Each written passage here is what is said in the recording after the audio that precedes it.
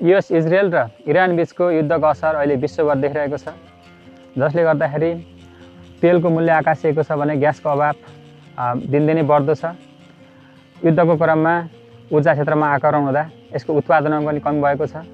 यसले नै प्रत्यक्ष असर रूपमा सामान्य मानिसको दैनिक जीवनमा परिरहेको छ र देशको अर्थतन्त्रमा पनि यसले असर गरिरहेको छ।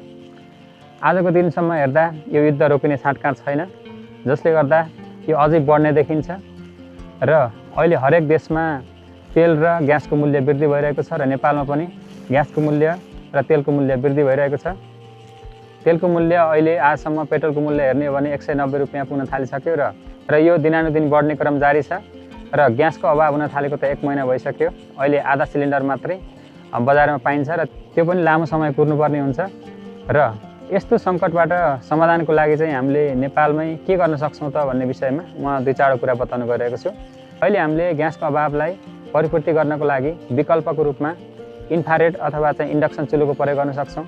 हाम्रै स्वदेशी उत्पादनको भएको बिजुलीलाई युज गरेर हामीले खाना पकाउन सुरु गऱ्यौँ भने ग्यासको अभाव हुँदाखेरि पनि हामीले हाम्रो दैनिकी चलाउन सक्छौँ। हामीले आयात गर्ने वस्तु तथा सेवाको मूल्य पनि वृद्धि हुन सक्छ। त्यसैले गर्दाखेरि हामीले आफ्नो पूर्व तयारी गर्नुपर्ने हुन्छ र आफूले हिजोको दिनमा जुन हाम्रो बजेटले गर्दाखेरि हाम्रो दैनिकी चल्थ्यो त्यो बजेटले भोलिका दिनमा नपुग्न सक्छ।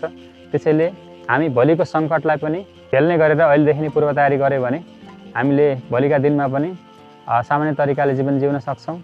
यो हाम्रो मात्रै समस्या नभएर विश्वभरिको समस्या हो। एक दिन त यो समाधान हुन्छ, तर यसको असर लामो समय रहन सक्छ।